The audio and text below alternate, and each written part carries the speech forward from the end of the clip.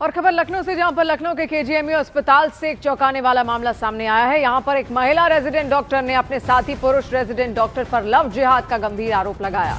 महिला डॉक्टर का आरोप है कि पुरुष डॉक्टर ने खुद को कुंवारा बताकर दोस्ती की, फिर दोनों के बीच प्रेम संबंध बने, लेकिन बाद में पुरुष डॉक्टर ने उस पर धर्म परिवर्तन का दबाव डालना शुरू किया। महिला डॉक्टर पश्चिम बंगाल की रहने वाली हैं, जबकि पुरुष डॉक्टर उत्तराखंड का बताया जा रहा है। आरोप है कि दबाव और धोखे से परेशान होकर महिला डॉक्टर डिप्रेशन में चली गई और दवाइयों का ओवरडोज लेकर आत्महत्या की कोशिश की। फिलहाल महिला की हालत स्थिर है। लखनऊ के केजीएमयू अस्पताल से एक चौंकाने वाला मामला निकलकर सामने आया है, जहां पर एक रेसिडेंट डॉक्टर ने लव जिहाद का आरोप लगाया है। मैं इस वक्त केजीएमयू अस्पताल के अंदर ही मौजूद हूं और बताया ये जा रहा है कि एक महिला रेसिडेंट डॉक्टर जिसने सुसाइड अटेम्प्ट किया और सुसाइड अटेम्प्ट करने के बाद वो सीधे और तरीके से वो पहुंच गई आईसीयू में। उसका इलाज आईसीयू में हुआ और उसके बाद आईसीयू से फिलहाल वो खतरे से बाहर है। और बताया ये जा रहा है कि यहीं का एक डॉक्टर है जिसने पहले उसके साथ दोस्ती हुई और फिर प्यार हुआ, और फिर उसके बाद बताया जा रहा है कि मेल रेसिडेंट डॉक्टर जो था उसने महिला पर दबाव डाला कि वो अपना धर्म परिवर्तन कर ले, चूंकि वो अल्पसंख्यक समुदाय का था। तो इसके बाद जो महिला रेसिडेंट डॉक्टर थी वो डिप्रेशन में चली गई, ओवरडोज लिया और सुसाइड अटेम्प्ट किया, और फिर केजीएमयू के आईसीयू में वो एडमिट हुई, जहां पर उसका इलाज हुआ है। और इलाज होने के बाद फिलहाल वो खतरे से बाहर बताई जा रही है। केजीएमयू प्रशासन ने जो मेल रेसिडेंट डॉक्टर था उसको नोटिस इशू कर दिया है और उससे आदेश दिया है कि वो सोमवार को दोपहर 1 बजे पेश हो, जिसके बाद केजीएमयू प्रशासन जो है पहले पूछताछ करेगा। और सर, यहाँ पर एक मामला निकलकर सामने आया है जहाँ पर एक रेसिडेंट डॉक्टर ने सुसाइड अटेम्प्ट किया है। क्या है ये पूरा मामला? हमारे यहाँ पैथोलॉजी विभाग में 2 रेजिडेंट डॉक्टर्स हैं। दोनों प्रदेश के बाहर के हैं। एक वेस्ट बंगाल का है, एक उत्तरांचल का है। दोनों अलग अलग धर्म के हैं। लड़की ने, इन दोनों में आपस में दोस्ती हो गई, रिश्ते बन गए। अब हम लोगों की जानकारी में ये आया है कि लड़की ने उसके बाद उस लड़के से, जो माइनॉरिटी का था, उससे शादी बनाने का अनुरोध किया। नेचुरली अगर उसकी दोस्ती हुई तो पहले तो वो टालता रहा, चली गई, कुछ डिप्रेशन की दवा लेने लगी। इसी दौरान लड़के ने शायद उससे कहा कि तुम हो तो धर्म परिवर्तन करना पड़ेगा, तो बड़ा झंझट होगा। लड़की धर्म परिवर्तन के लिए संभवतः तैयार नहीं थी। फिर उसने ये कहा कि चलो हम दोनों डॉक्टर्स हैं, हम लोग चल के कलकत्ता, जहाँ से वो लड़की बिलोंग करती है, वहाँ शिफ्ट हो जाएंगे और वहाँ पे इन सब चीज़ों पे ज़्यादा बवाल नहीं होता है, हम लोग ऐसे रह सकते हैं बिना धर्म परिवर्तन किए। जब इस बात पे बात आगे बढ़ी तो लड़के ने शायद उसको संभवतः, जो जानकारी में है, बताया कि वो लड़का ऑलरेडी शादी कर चुका है। अब लड़की के पेरेंट्स नेचुरली इस पे चौंके हुए और पता लगाना शुरू किया, तो उनको ये पता चला कि जो उसने तथाकथित पहली शादी की वो भी हिंदू धर्म की लड़की थी और उसका धर्म परिवर्तन करा के शादी कर ली। और अब एसआईआर को लेकर यूपी बीजेपी की एक बड़ी बैठक भी हो रही है, जहां सीएम योगी की अध्यक्षता में लखनऊ में इस बैठक का आयोजन किया गया। प्रदेश अध्यक्ष पंकज चौधरी समेत सभी विधायक मौजूद हैं। बीजेपी सांसद और संगठन से जुड़े पदाधिकारी भी शामिल हैं। बैठक में एसआईआर पर आगे की रणनीति को लेकर चर्चा की जा रही है। तो एक बड़ी बैठक का आयोजन यहां पर किया गया है। आप तस्वीरें भी देखिए। हमारे साथ इस वक्त मौजूद हैं बीजेपी के कद्दावर नेता सिद्धार्थनाथ सिंह जी। सर, एसआईआर को लेकर आज बड़ी बैठक है यहाँ पर। मुख्यमंत्री रहेंगे योगी आदित्यनाथ, नए प्रदेश अध्यक्ष पंकज चौधरी रहेंगे, की रणनीति तैयार होगी? देखिए, एक एसआईआर का दूसरा एक चरण चल रहा है। भारतीय जनता पार्टी और कार्यकर्ताओं ने जो पहला चरण बीता है उसकी समीक्षा करते हुए अब क्या रणनीति रहती है उसके बारे में आज बैठक बुलाई गई है। और क्योंकि एसआईआर एक इम्पॉर्टेंट चीज है, महत्वपूर्ण है, क्योंकि हर वोटर उसके ऊपर उसका वोट चढ़े, यह आवश्यक है। इसको हम लोग सुनिश्चित कर रहे हैं। तो इस दिशा से आज जो भी मार्गदर्शन मिलेगा मुख्यमंत्री जी का और प्रदेश अध्यक्ष जी का, उससे हम लोग लेके फिर से जमीन पे उतरेंगे। बीजेपी के कद्दावर नेता और एमएलसी सुरेंद्र चौधरी जी इस वक्त हमारे साथ हैं। एसआईआर को लेकर बड़ी बैठक आज बुलाई गई है। मुख्यमंत्री योगी आदित्यनाथ रहेंगे, प्रदेश अध्यक्ष पंकज चौधरी जी रहेंगे और तमाम संगठन के बड़े अधिकारी यहां पर मौजूद रहेंगे। लेकिन अखिलेश यादव कह रहे हैं एसआईआर को लेकर खुद बीजेपी घबरा गई है। चिंता उनको हमेशा रहती है एसआईआर कोई छोटा काम नहीं है। यह देश में भारत में के नागरिकता जितने लोग हैं, विशेष तौर पर जो पुनरीक्षण सूची में हमारा लोगों का या और लोगों का जो नाम 10 साल 5 साल पहले लोग खत्म हो चुके हैं, उनका भी नाम रहता था, उसके पूरी तरीके से निरीक्षण करके वोटर लिस्ट को सही किया जा रहा है। अब इनको घबराहट इस बात के है कि एसआईआर में इतनी तेजी से काम हो रहा है, तो खिसियाने बिल्ली खंभा नोचे वाला काम है। अखिलेश यादव की इस तरीके से पूरी तरीके से अब खत्म हो चुके हैं। उनको अंदर से खुद घबराहट हो चुका है कि अब हम दोबारा लौट नहीं पाएंगे, क्योंकि ये भारतीय जनता पार्टी है 2027 के लिए कमर कसी है, 29 के लिए भी कमर कसी है। इसलिए इनको हमेशा घबराहट रहेगा। और इनके जितने लोग सलाहकार वो भी समझ नहीं पा रहे हैं कि एसआईआर हम करें क्या, क्योंकि इनके लोग काम करना नहीं जानते हैं। इनका बूथ तक खत्म हो गई। भारतीय जनता पार्टी है, अटल बिहारी वाजपेयी जी कहा करते थे कि भारतीय जनता पार्टी का अगर कल चुनाव हो जाए तो कार्यकर्ता हमेशा कमर कसे रहता है। इस तैयारी सब लोग काम करते हैं।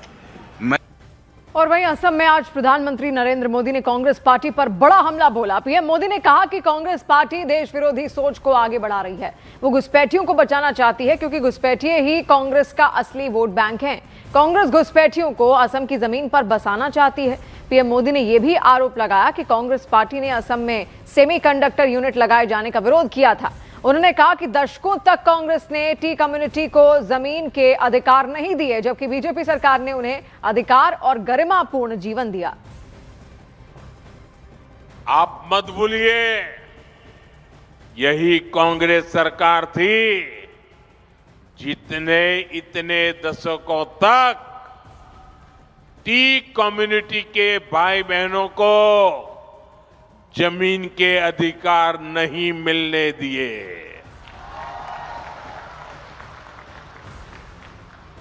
बीजेपी की सरकार ने उन्हें जमीन के अधिकार भी दिए और गरिमापूर्ण जीवन भी दिया।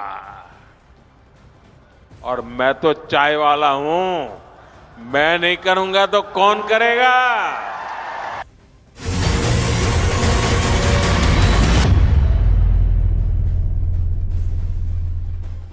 और बिहार में बम्पर जीत के बाद बीजेपी के लिए अगला सबसे बड़ा चैलेंज है पश्चिम बंगाल। अगले साल 2026 में पश्चिम बंगाल में विधानसभा का चुनाव होने वाला है, जिसके लिए बीजेपी ने अपना प्लान लॉन्च कर दिया है। बंगाल के लिए क्या है बीजेपी की रणनीति, आपको इस खास रिपोर्ट में दिखाते हैं।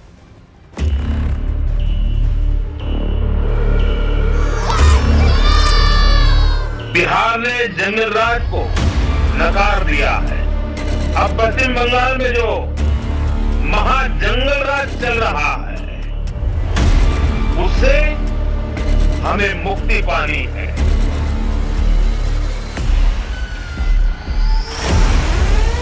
बंगाल को निश्चित रूप से कोई चुनौती नहीं है। जब एनडीए गठबंधन मिलकर लड़ता है तो कोई चुनौती नहीं रहती है। बंगाल विजय के लिए बीजेपी का नवीन प्लान। बंगाल के भद्रलोक पर बीजेपी का फोकस। बौद्धिक वर्ग को पाले में लाने की रणनीति। 2026 के चुनाव में बीजेपी का मिशन 200। बंगाल विधानसभा चुनाव के लिए बीजेपी का नवीन प्लान लॉन्च हो गया है। शीतकालीन सत्र के खत्म होने के ठीक बाद पीएम मोदी ने नादिया का दौरा किया और अब गृह मंत्री अमित शाह पश्चिम बंगाल का दौरा करने वाले हैं। सूत्रों के मुताबिक प्रधानमंत्री नरेंद्र मोदी, गृह मंत्री अमित शाह, बीजेपी अध्यक्ष जेपी नड्डा, कार्यकारी अध्यक्ष नितिन नबीन, रक्षा मंत्री राजनाथ सिंह और परिवहन मंत्री नितिन गडकरी के बंगाल विजिट का प्रोग्राम लॉक हो गया है। मतलब बजट सत्र के पहले बीजेपी के सभी सीनियर लीडर बंगाल का दौरा करने वाले हैं। खबर है कि बीजेपी इस बार राष्ट्रगीत वंदे मातरम का सम्मान मनरेगा का नाम बदलकर जी राम जी करने का फैसला, आगामी बजट सत्र में बंगाल के लिए विकास का मॉडल और घुसपैठियों के खिलाफ एसआईआर जैसे मुद्दों को लेकर बंगाल के चुनाव में उतरेगी। दरअसल ये समझना बहुत जरूरी है कि नितिन नबीन क्यों बंगाल विजय प्लान के खांचे में फिट बैठते हैं। दरअसल एनडीए ने जो बिहार में चुनावी जीत हासिल की थी, उसमें एनडीए का जो चुनाव प्रचार अभियान था उसको प्लान किया था नितिन नबीन ने। पार्टी के रणनीतिकारों को उम्मीद है कि अब इसी कौशल के तहत बंगाल में भी रणनीति बनाई जाएगी और पार्टी जो लगातार वहां पर सत्ता में काबिज होने का प्लान कर रही है, उसे इस प्लान के आधार पर सफलता जरूर मिलेगी। खबर है कि बिहार में बम्पर जीत के बाद बीजेपी ने बंगाल के शहरी, ग्रामीण और सीमावर्ती इलाकों के लिए अलग अलग रणनीति के साथ मैदान में उतरने का प्लान तैयार किया है, जिसकी तैयारी खुद कार्यकारी अध्यक्ष नितिन नबीन की देखरेख में होगी और इस रणनीति के केंद्र में होगा बंगाल का भद्रलोक वाला वोट बैंक। देखिए, नितिन नवीन जी सौभाग्यशाली है। नितिन नवीन जी के नेतृत्व पर श्यामा प्रसाद की भूमि पर श्यामा प्रसाद का सरकार बनेगा। तो हम लोग बचपन से नारा लगाते थे, जहां बलिदान हुए मुखर्जी वो कश्मीर हमारा है। कश्मीर तो हमारा है ही, लेकिन इतना दिन बंगाल का सरकार हमारा नहीं था। आज बंगाल में जो लोकतंत्र का हत्या हो गया, उसको रास्ते पे लाने के लिए, श्यामा प्रसाद का सरकार बनाने के लिए ये नितिन नवीन का नियुक्ति इस संगठन में नया जान फूंक दिया। 2021 के चुनाव में बीजेपी ने 77 सीटें जीतकर बंगाल में अपनी ताकत दिखाई थी, लेकिन अब 2026 में बीजेपी का लक्ष्य 200 से ज्यादा सीटें जीतने का है। बंगाल की राजनीति में जाति, संस्कृति और बौद्धिक वर्ग यानी भद्रलोक की भूमिका हमेशा महत्वपूर्ण रही है और नितिन नवीन की नियुक्ति को जानकार बंगाल के लिए मास्टर स्ट्रोक मान रहे हैं, क्योंकि उनकी कायस्थ जाति बंगाल के भद्रलोक से सीधे जुड़ती है। बंगाल में 15 से 20% वाला भद्रलोक वोट निर्णायक होता है। बंगाल में कायस्थ समाज की आबादी 27 लाख से ज्यादा है। बंगाल के ज्यादातर हिस्सों में कायस्थ समुदाय फैला हुआ है। कायस्थ समुदाय बंगाल का संपन्न और प्रभावशाली समुदाय माना जाता है। दरअसल नवनियुक्त बीजेपी कार्यकारी अध्यक्ष नितिन नबीन कायस्थ समाज से ताल्लुक रखते हैं और इस समुदाय की मौजूदगी पश्चिम बंगाल में बहुत ज्यादा है। न केवल यह प्रभावशाली है, बल्कि अन्य समुदाय के मतदाताओं को भी प्रभावित करने का यह समुदाय मादा रखता है। तो अब सबसे पहला जो नितिन नबीन का टेस्ट है, यह बंगाल में है और पार्टी रणनीतिकारों के मुताबिक इसी स्ट्रैटेजी के तहत उनकी नियुक्ति की गई है।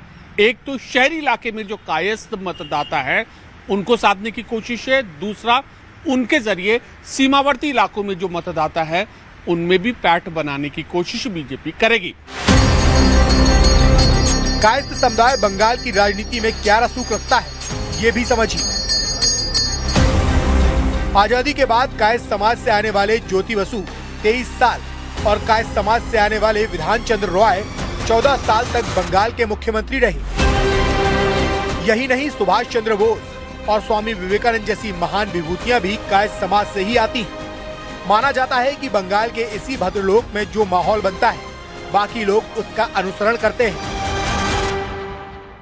मैं भी युवा मोर्चा का अध्यक्ष था पश्चिम बंगाल में और उन्होंने जीएस था, तो बहुत अच्छे हुआ। एक युवा के साथ पश्चिम बंगाल युवा पूरा एक होते लड़ेंगे, क्योंकि भारतीय जनता पार्टी ऐसे कर सकते हैं, जो युवा है युवा को साथ में लेके लड़ेंगे। तो हमारा प्रेसिडेंट भी युवा है, हम लोग उनके साथ पूरा पश्चिम बंगाल 2026 में हम लोग तृणमूल सरकार को हटाएंगे। हालांकि बीजेपी के लिए 2026 में चुनौतियां कम नहीं है। राज्य का करीब 27% मुस्लिम वोट बैंक टीएमसी के पक्ष में है। ऐसे में हिंदू वोट बैंक को अपने पक्ष में एकजुट कर पाना बीजेपी के लिए बड़ा चैलेंज है। जानकारों के मुताबिक बंगाल के लिहाज से नितिन नवीन की सॉफ्ट इमेज बीजेपी के पारंपरिक हिंदुत्व चेहरे से अलग है और वो ममता बनर्जी के भावुक स्टाइल का काउंटर कर सकते हैं।